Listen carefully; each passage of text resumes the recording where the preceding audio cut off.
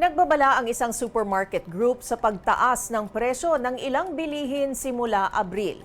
Ayon sa grupo, nag-anunsyo ng price adjustments ang ilang manufacturers sa labas ng Metro Manila dahil sa pagtaas ng distribution cost sa gitna ng patuloy na pagsirit ng presyo ng langis. Kaugnay niyan, makakausap natin si Steven Kuan ng Philippine Amalgamated Supermarkets Association. Sir, welcome to the program. Thank you. Hi, Menchu. Okay, sir, simulan po natin dun sa statement ng Pangulo, no? Kasi sinabi po niya hindi tataas ang presyo ng mga bilihin sa loob ng 30 days.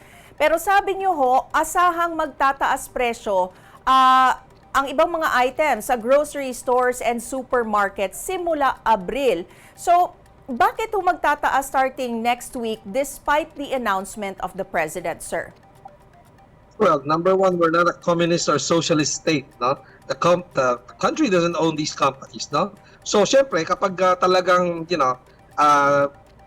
naipit na, kumbaga cornered na itong mga kumpanya, naubusan ng raw materials, no? Wala na sila produce, no? At malayo ang delivery, no? Transportation cost, no? Distribution cost, they're forced to make adjustments. Don't worry, these are not very big adjustments, no? And, you can count with both hands lang the number of suppliers who already mentioned that that advised us that they were going to adjust their prices. Okay, pero anong mga produkto po ba yung affected sa price increase? Isang company lang ang nagbanggit na all their items now will be adjusted price for all their items because imported ang lahat ng kanilang mga sangkap. Okay? And also, they're based outside Metro Manila. So, the delivery cost to the Metro Manila supermarkets now will cost them some talaga. No? So, no choice. They have to pass it on to the retailers, which we have to pass on to the consumers. But the rest are only selective items and only, in small increases lang, no? Para they can, pwedeng, hindi kailangan one-time, big-time increase, no? So that later, pag tapos na yung gera, medyo hindi naman napakalaki ng tinaas ng kanilang mga presyo. Okay, well, aside from these products or manufacturers that announced na mag-i-increase sila, ano pa po yung products na sensitibo sa pagtaas ng fuel prices? Well, narinig ko sa mga kaibigan ko in the agri-sector, no? Fertilizers, no? And chemicals nga, no? Because a lot of these items, these, raw mats, no? Talagang pinabayaan natin for decades na hindi natin dinevelop. Either we cannot develop them, no, we don't have the competitive edge, or we just decided to really mag-import na lang, mas mura from China, mas mura from other countries, no? Like salt, for example, no, these are dapat dami nating asin, no, but we're importing a lot of salt, 93% if I'm not mistaken. And are you expecting more manufacturers to announce price increases in the coming days? If the conflict is extended, no, the period of the conflict, we're hoping that it'll be settled, resolved soon enough, no, good for everyone this planet, no. But if not, then people will have to be more creative, no. All sectors will have to be more creative, no.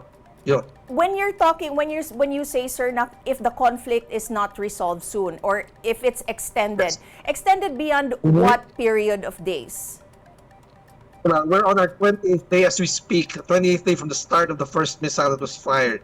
It's been 1 month, diba? So we were hoping that government will come up with the guidelines, no, mga alituntunin, no. Kumbaga during COVID, they came up with protocols, no, what we call protocols, no. Pero this time, I think they have to help the public, no, come up with the guidelines so that each sector, yung namamasahe, yung nag-aaral, yung sa hospital, yung papasok sa opisina, no, is it work from home, is it a shorter, working hours, shorter working day, no, less days a week, no. Malls have shortened their operating hours, no? Starting tomorrow, no? Starting 30th, diba? So those are things that we can all do, but it would be good that the government comes up with the guidelines so that we can all, cooperate, no? Yeah. Cooperate so that we can act as one, hindi walang pasaway sana. Okay. Well, speaking of guidelines, sir, meron na pong nananawagan ng mga price freeze, no? Ayon sa Malacanang, this is an option na pinag-aaralan. Anong komento niyo ho doon? Price freeze for all the items, it may not help because you might not find some of the items on the shelves of certain supermarkets kung ganon. Kasi kapag hindi nag-swak sa kanilang, computed margins, no? Desired margins, baka they might not carry the product and you won't find them on the shelves kahit na dapat nasa shelves ng favorite supermarket mo, no? Okay. So nakikita niyo ho bang magkakaroon din ng pagbabago with the way people buy in the coming weeks? Yes. Possible, no? Pagsabay-sabay ng trips, no? Para hindi sayang ang gasolina tsaka ang traffic, no? Di ba? But is it also possible, sir, na magkaroon ng panic buying? Kasi in past incidents, if you will, there was a time that people would go out and they would buy in bulk just to be able to ensure that they would be able to get the products that they needed and ensure parang mas mahaba yung time that they would have these products before the price increases. So do you feel like that is a possibility as well? And how are you guarding against that? It's always a possibility, Medju, but that's not the right mindset. You see, when that happens, we ran out of stocks. We gave the manufacturers 28 days. All of us, no? We remained calm. The buying public remained calm. Gave them 28 days to buffer up their stocks, no? So that's good. That's good. Right now, all the shelves of all the supermarkets I've been to are full. Walang kulang. Diba? Pero we can't panic buy. Supermarkets, the smaller and medium-sized ones, would have been out of stock within 5 days. And you wouldn't be able to buy anything, not even your favorite brand, because you won't be able to buy stuff that you need, no? Kasi lahat nasa bahay ng mga tao. The households haven't been buying.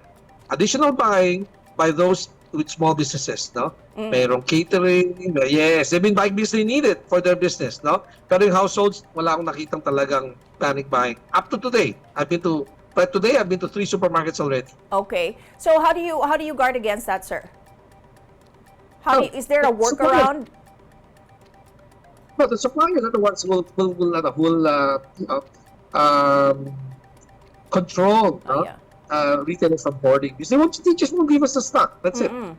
Okay, so paano po makakatulong ngayon ang retailers na maibsan ang hirap ng ating mga kababayan sa kabila ng sunod-sunod na taas presyo ng langis, sir? Well, number one, DTI has come up with the solution or the suggestion that that our distributors do co-loading. Co-loading means 4 companies will deliver to one store. They use 1 truck instead of 4 trucks, right? Yeah, if they do that, baka mabawasan ng trucks on the road. But kailangan magkasundo-sundo ang mga suppliers. Yun. At kailangan may kasunduan with the supermarket na tatanggap nila. 1 truck, 4 na products from 4 companies. Each company has around 100 products. So proper coordination and planning, in other words, And sir. cooperation. And cooperation. And cooperation. Very important. Discipline and cooperation. All right. At a time like this.